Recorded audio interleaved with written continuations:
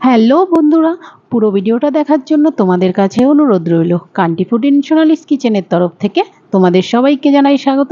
আজকে তোমাদের সাথে শেয়ার করতে চলেছি নরম তুলতুলে ও তুলোর মতন বাটার তন্দুরি রুটি। বন্ধুরা, এটা কিভাবে অল্প সময়ের মধ্যে আর বাড়িতেই তৈরি করে নিতে পারবে। আর তাহলে চলো দেখে নেওয়া যাক কিভাবে তৈরি করলাম নরম তুলতুলে বাটার তন্দুরি রুটি।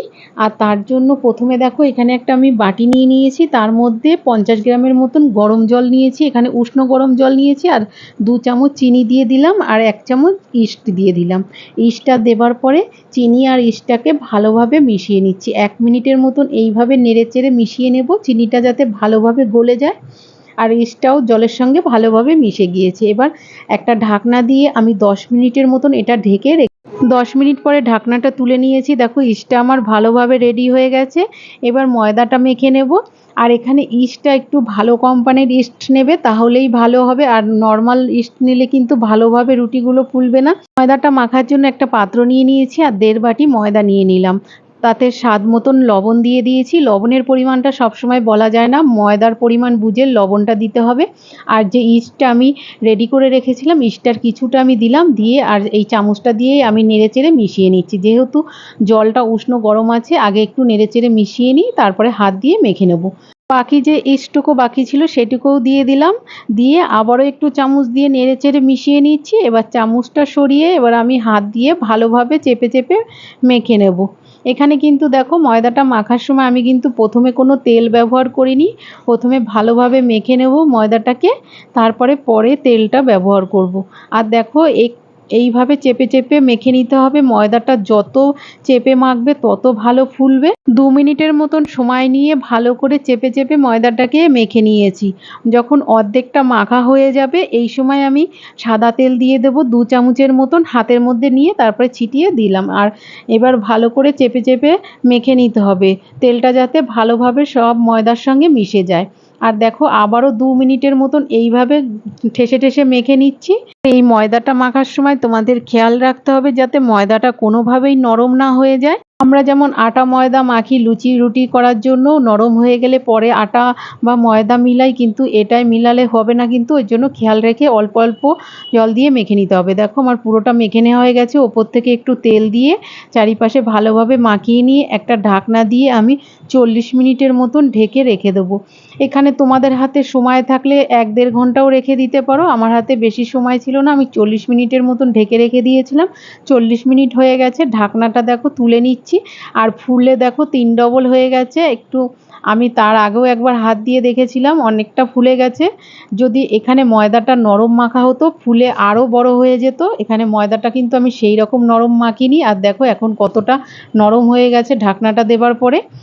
আর তুলে এবার গামলা থেকে ভালোভাবে ছাড়িয়ে নিলাম। ছাড়িয়ে নিয়ে এবার লেচি কেটে নেব একটু বড় বড় করে। এখানে তন্দুরি রুটি বানানোর জন্য যেরকম লেচি লাগে একটু বড় বড় সাইজেরই লেচি কেটে, সব লেচিগুলো কেটে নেওয়া হয়ে গেলে সাইডে সরিয়ে রেখে দেবো। আর একটা লেচি আমি নিচেটায় নিয়ে নিচ্ছি। আর এটা কোনো শুকনো ময়দা দিয়ে বেলবো না, একটু নিচ পিঠে তেল মাখিয়ে নিলাম, তেল দিয়ে বেলে নেব। আর দেখো তেলটা দিয়ে উপরটাও একটু হাত দিয়ে চেপে চেপে সমান করে দিলাম, দিয়ে একটা বেলুন দিয়ে ভালোভাবে এটা রুটির সাইজে বেলে নিচ্ছি। আমি রুটির মতন এটা গোল বেলবো না, একটু লম্বা টাইপের করে নেব।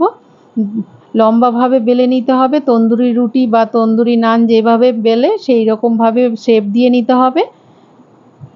আর এটা খুব মোটাও আমি করব না আর একদম পাতলাও করব না, মিডিয়াম করছি। তন্দুরি রুটিটা আমার বেলে নেওয়া হয়ে গেছে। এবার ভেজে নেব। তার জন্য দেখো ওভেনে একটা কড়াই বসিয়ে দিয়েছি আর তাতে আমি হালকা একটু তেল ব্রাশ করে দিলাম। সেইভাবে কোনো তেল ঠেল দেবো না। আর কড়াইয়ের মাঝ বরাবর লম্বা করে রুটিটাকে আমি দিয়ে দিলাম।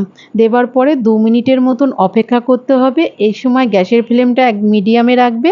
2 মিনিট পরে একটা খুন্তি দিয়ে দেখো উল্টে দিয়েছি, এক পিঠ রং ধরে গিয়েছে, দ্বিতীয় পিঠও এইভাবে উল্টে পাল্টে ভেজে নেব। দেখো প্রথমটা আমার হয়ে গেছে, তুলে রেখে দিচ্ছি। দ্বিতীয়টাও আবার ওই একইভাবে বেলে আবার একটু তেল ব্রাশ করে নিচ্ছি, নিয়ে এটাও দিয়ে দেব।